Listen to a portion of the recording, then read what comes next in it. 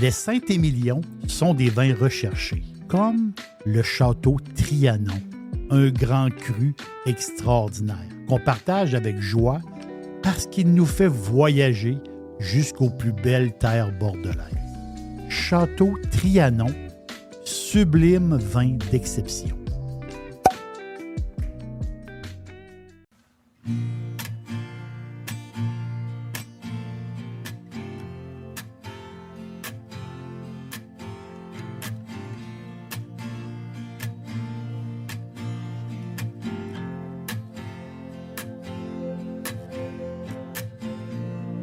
We don't follow any kings.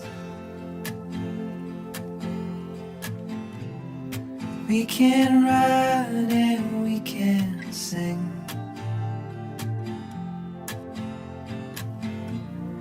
We don't talk about the things we don't know. We don't know. Je suis heureux que vous soyez là. Présentement à l'auberge, je suis bien installé et près de moi, il y a mon petit chien, ma petite chienne Cali, qui est là, qui me regarde. Elle est en train de s'endormir, elle est entre deux présentement, avec une drôle de petite face. On estime que 20% des foyers québécois, justement, possèdent un chien. J'en fais partie. Les chiens, ben, si vous êtes fan des chiens, ben c'est le compagnon idéal. C'est incroyable. L'adage, le meilleur ami de l'homme, mais c'est une fidélité à toute épreuve. Que ce soit une petite peluche ou un gros chien, une grosse bête, ben, ils font partie de la famille. C'est formidable, la dynamique qu'on a aussi avec un chien. Et aussi, ce qui est vraiment extraordinaire, bien, c'est le moyen de rencontrer d'autres personnes. C'est facile d'engager la discussion. On va promener notre animal et on rencontre des gens. Et la discussion commence facilement quand on a des chiens. Puis c'est tout à fait formidable. Les chiens, en réalité, nous rendent heureux. Il y a des histoires célèbres de chiens, des vraies histoires basées sur des faits. Le fameux chien Balto. Quelle histoire! Balto, qui a été une bande dessinée très, très populaire à une certaine époque. Balto, c'est l'histoire. Ça se passe en Alaska. Il y avait une épidémie, justement, une grande, grande épidémie mortelle de diphtérie. Et une ville-village qui était très, très éloignée. Il y avait un problème majeur. On ne pouvait pas les ravitailler par bateau ni par avion. Alors, c'est par traîneau à chien en pleine tempête qu'il a fallu faire au-dessus de 1000 kilomètres pour apporter des médicaments. Et c'est le fameux Balto, le husky sibérien, que c'est lui qui était en avant, puis c'est lui qui ouvrait le chemin. C'est incroyable. L'histoire de Balto, histoire vraie, justement. Et si on va à New York, Central Park, ben, il y a une statue de Balto qui est marquée Endurance, fidélité, intelligence. Donc, c'est l'histoire de ce chien-là qui est tout à fait extraordinaire. Il y en a plein d'histoires par rapport aux chiens. Stubby, le chien qui a été décoré, qui a été médaillé après la Première Guerre mondiale. Le début de l'histoire est un peu drôle. C'est un soldat, justement, qui a réussi à amener son chien dans ses bagages et rendu à destination. Bien, un des officiers s'est rendu compte de la présence du chien et à place de lui enlever, a décidé de le garder. Donc, le chien faisait partie un peu comme du régiment et un peu comme une mascotte, je peux dire. Mais Stubby a servi beaucoup plus de mascotte. Stubby, pendant 18 mois en France, est devenu un spécialiste pour avertir les soldats quand il y avait des attaques au gaz. Et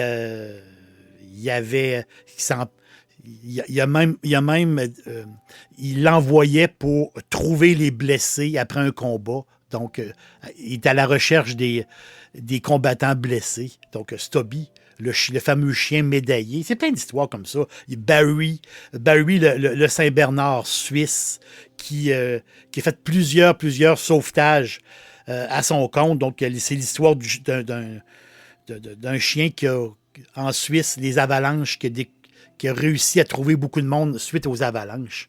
L'autre histoire aussi que plusieurs connaissent, le fameux Akita, donc la race Akita.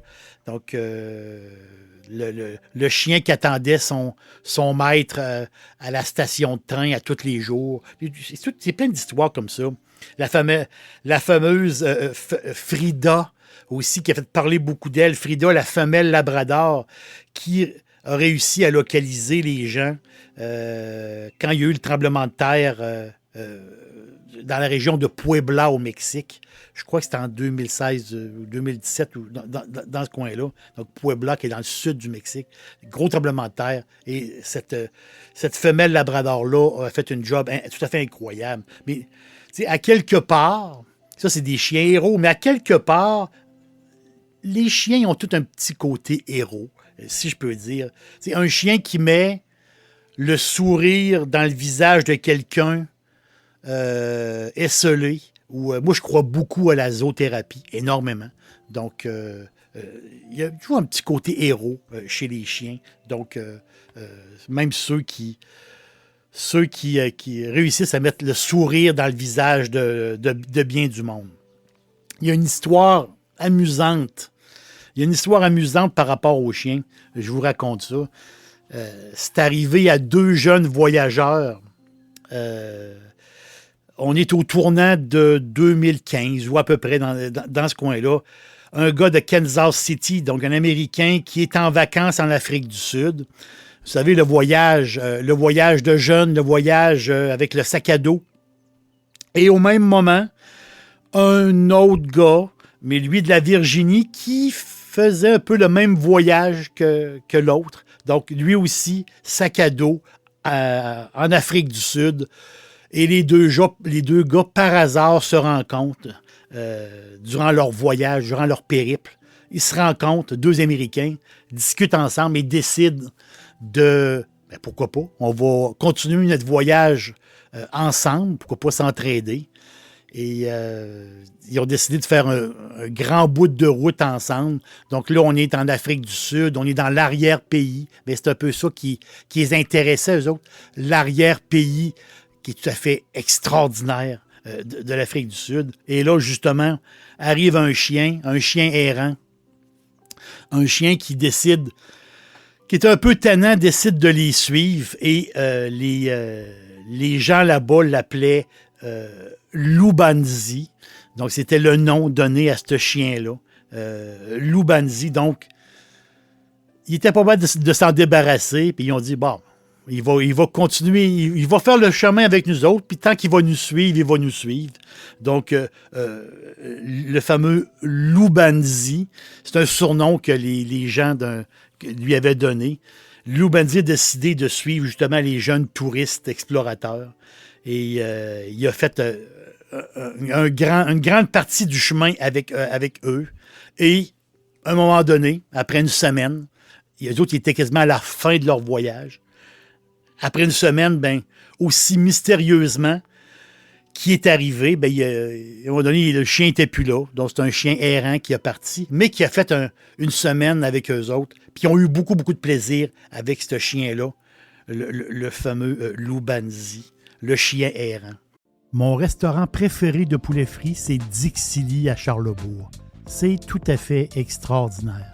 Maintenant, Dixili vous offre l'ultime Monsieur Burger.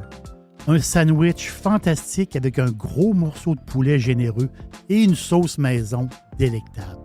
restodixili.ca.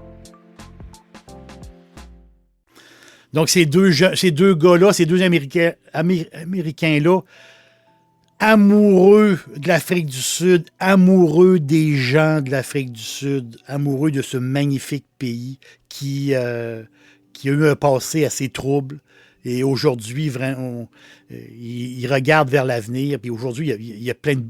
C'est la beauté. Hein, la beauté de ce pays-là, c'est incroyable. Donc, il s'appelle Charles et Walker. Donc, ces deux gars-là rencontrent, passionnés de vin aussi, hein, deux jeunes, rencontrent des vignerons là-bas et décident ensemble... C'est des belles histoires. Ils décident ensemble de former une entité viticole. Donc, ça s'appelle le Venture Wine Company. Donc, c'est des vignerons indépendants de la place et se sont mis ensemble, ont formé une compagnie justement pour fabriquer du vin et vendre du vin, surtout en Amérique du Nord. Donc, tout le monde y trouve son compte. Eux autres, ils achètent les meilleurs raisins, justement, des vignerons indépendants du secteur. Ils vont utiliser leur installation en partie, et ils vont faire du vin. C'est tout petit, là. Ils commencent. C'est tout récent. Donc, il y a 3 bouteilles de disponibles. Un rouge, un blanc, le classique. Un rouge, un blanc, un rosé. Donc, le rouge, c'est un mélange de 4 cépages, Shiraz, Grenache, Mourvèdre et Cinsault. Le blanc, c'est un chenin. C'est un 100% chenin blanc. Et ils ont un rosé pétillant pour compléter ça. Mais c'est drôle parce que les bouteilles, le nom de leur vin, mais justement, ils ont pris le nom du chien errant. Donc, le nom du vin, c'est Loubanzi. L-U-B-A-N-Z-I. Loubanzi. Donc, c'est la production du vin Loubanzi est presque toute écoulée, toute vendue, pas presque, au complet, vendu aux États-Unis et au Canada. Donc, c'est un vin qui n'existe pas en Europe. Donc, c'est vendu ici en Amérique du Nord, parce que c'est des Nord-Américains, justement, qui ont mis tous les efforts pour faire connaître leur vin ici. C'est des petits, là. Ils commencent vraiment. Puis c'est ça qui est intéressant aussi de leur côté. Donc, il faut beaucoup de... C'est les premiers ou dans les premiers à avoir commercialisé du vin en canne. Donc, vous savez, les petites cannes allongées, donc qui est de plus en plus populaire, le vin en canne. Donc, c'est eux autres qui ont travaillé beaucoup le produit. Donc, oui, vous avez les bouteilles de Loubanzi et oui, vous avez les cannes aussi qui sont disponibles aux consommateurs. Donc, la compagnie s'est engagée une winemaker de renom, Trizanne Barnard. Donc, Mme Barnard, qui est sud-africaine, elle a fondé sa propre maison à son nom. Elle a sa propre maison, mais elle travaille, autrement dit, par-ci, par-là pour aider les autres. Et Barnard est à contrat avec eux autres. Donc, c'est elle qui met son nez, c'est elle qui met le OK sur la qualité, justement, du Loubanzi. Et je pense qu'elle fait vraiment... C'est une winemaker qui fait vraiment une belle job. Ça, je peux vous l'assurer. Puis le plus important pour les fondateurs de ces deux jeunes-là, puis j'aime beaucoup encourager les jeunes, j'aime beaucoup ça. Le plus important, justement, c'est de remettre, c'est de redonner au pays qui leur a fourni ils ont été passionnés par ce pays-là, par leur visite, par les gens, mais ils veulent un peu redonner. Donc, 50% des profits de cette petite compagnie-là, l'argent va aux employés qui sont sur le terrain, donc ceux qui font les vendanges, ceux qui travaillent sur place là-bas, les travailleurs de champ et toute l'équipe là-bas. Donc, vraiment, ils ont une bonne paye, ils sont bien payés. Donc, c'est un peu c'est important, eux autres, pour les fondateurs, que ça soit comme ça, de remercier, je peux dire, les employés sur place. Donc, il n'y a pas de travail mal payé chez Loubanzi. Donc, Loubanzi en rouge, on est dans la fraise et il y a comme un fond un peu chocolaté. On dirait un genre de Côte-du-Rhône, pas de poivre. C'est le feeling que ça donne. C'est vraiment le feeling très bon, très, très bon. J'ai adoré. Le rosé, j'y ai pas goûté, mais le blanc est tout à fait magnifique. Le blanc est magnifique, c'est incroyable. Donc, un 100% chenin blanc qui... Puis le chenin blanc sud-africain me fait capoter. Je suis rarement déçu quand je touche à des bouteilles de là-bas. Jamais déçu. J'adore leur chenin blanc. Ils ont une touch, ils ont quelque chose. Mais ici, là, le Lubanzi chenin blanc, ici, on est au nez, là, on est dans la poire. Vraiment dans une belle poire au nez, c'est fantastique. En bouche, là, on est plus dans la pomme verte et comme un peu mielleux.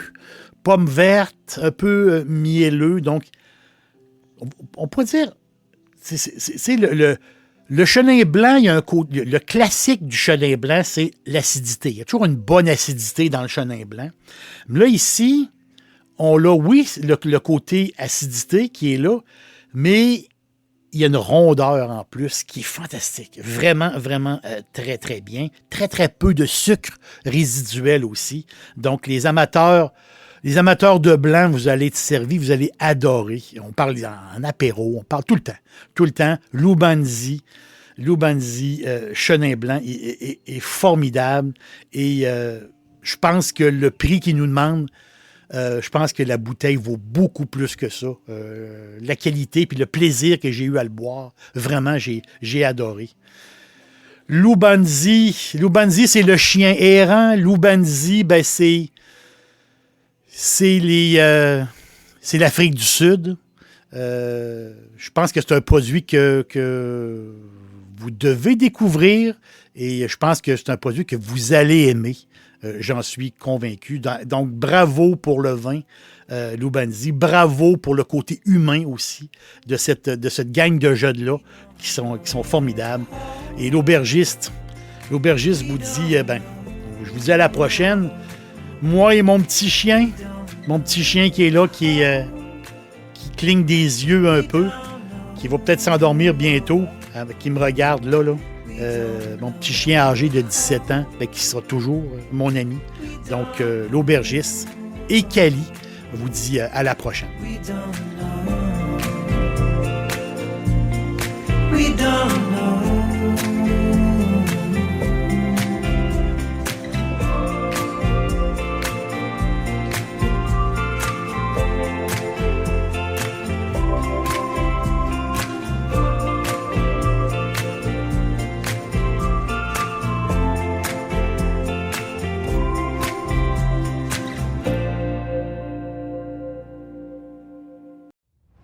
J'adore cuisiner et c'est toujours facile avec Firebarn. Les sauces barbecue, les épices, les condiments, comme la meilleure moutarde baseball. Et j'ajoute toute la gamme des sauces piquantes. Tous les jours, c'est parfait en supermarché ou sur firebarns.com.